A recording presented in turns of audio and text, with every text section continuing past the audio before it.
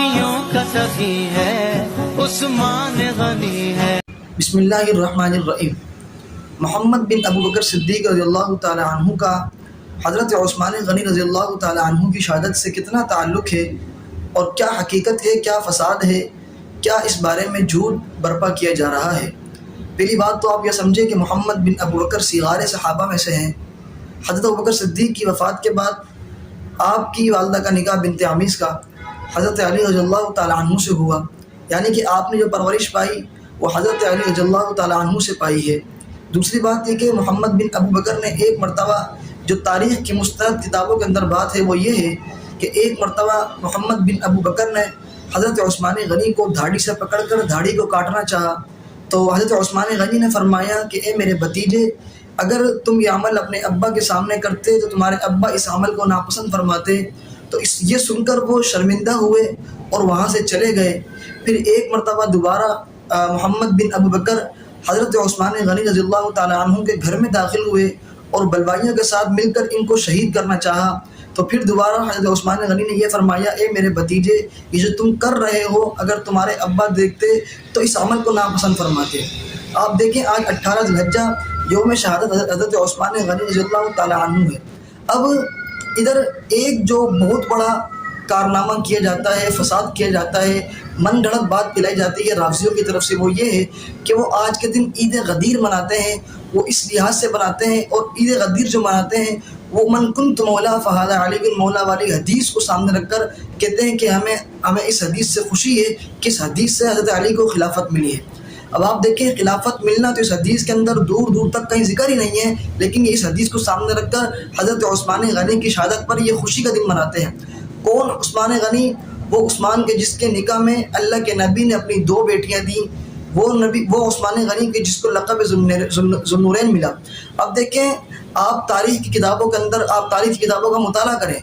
आप जब मुताला करेंगे तो आपको किताबों के अंदर जो मज़लूमियत हज़रत उस्मान गनी की मिलेगी वो आपको किसी और हस्ती की नहीं मिलेगी। आज दुनिया के अंदर, कायनात के अंदर हज़रत हुसैन को इतना मज़लूम साबित किया जा रहा है और हज़रत उस्मान गनी की मज़लूमियत की कोई बात ही नहीं करता। चाहे इस मामले के अंदर अहले हदीस आलिम हो, देवबंदी आलिम हो, बरेलवी आलिम हो, किसी मसलक से ताल्लुक़ रखने वाला हो, उसको हज़रत हुसैन की मज़लूमियत तो दिखती है लेकिन हज़रत उस्मान गनी की मज़लूमियत उसको नज़र नहीं आती। और हमारी आवाम भी अल्हम्दुलिल्लाह इस बात से बिल्कुल गाफिल है कि उस्मान गनी क्या थे, उनका मर्तबा क्या था, उनकी फजीलत क्या थी, उनकी अज़मत क्या थी। अब आप देखें कि हज़रत हुसैन रज़ियल्लाहु ताला अन्हु 3 दिन प्यासे रहे, 3 दिन प्यासे रहे और हज़रत उस्मान गनी रज़ियल्लाहु ताला अन्हु वो हस्ती है जो 40 दिन प्यासी रही थी।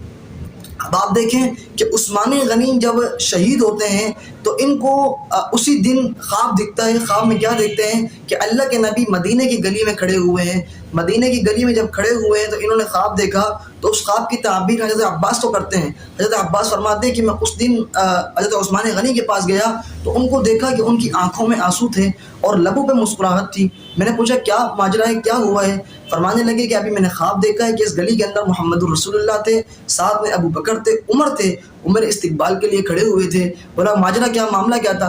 बोला अल्लाह के नबी को मैंने ये कहा नहीं कि मुझे 40 दिन पानी नहीं मिला, 40 दिन से भूख प्यासा हूँ। अल्लाह के नबी ने खुद कहा, उस्मान क्या तुम्हारा दिल नहीं करता कि तुम मेरे साथ अफ्तारी करो?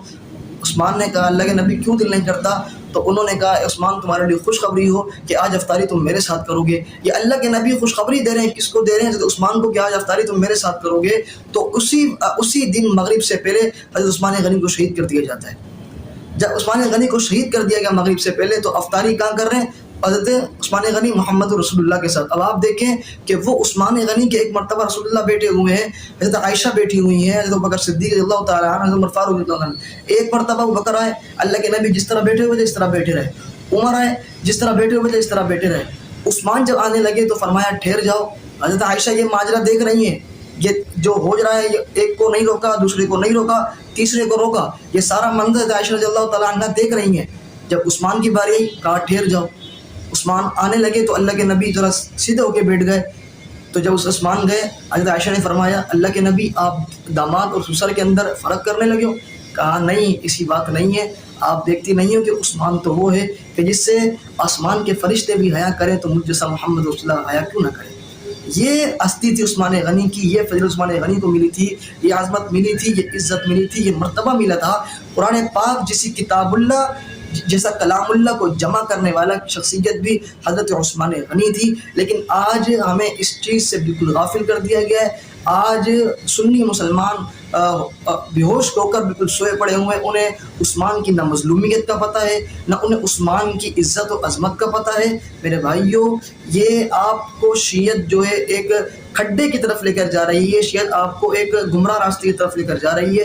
وقت ہے آپ تاریخ کی کتابوں کا مطالعہ کریں، وقت ہے آپ احادیث کا مطالعہ کریں اور آپ دیکھیں حقیقت کیا ہے، باطل کیا ہے، سچ کیا ہے، جھوٹ کیا ہے، حق کیا ہے، باطل کیا ہے، فساد کیا ہے۔ یہ آپ دیکھیں اور آپ دیکھ کر خود فیصلہ کریں کہ شیعت کتنا حق پر ہے، شیعت کتنا سچ پر ہے، شیعت کتنا سچ راستہ دکھا رہا ہے۔ آپ دیکھیں گے آپ کو شیعت کا ایک راستہ بھی حق نہیں ملے گا، تمام کا تمام راستہ آپ کو جو ملے گا وہ اس کا باطل ملے گا، فساد ملے گا، من گھڑت ملے گا۔ السلام علیکم۔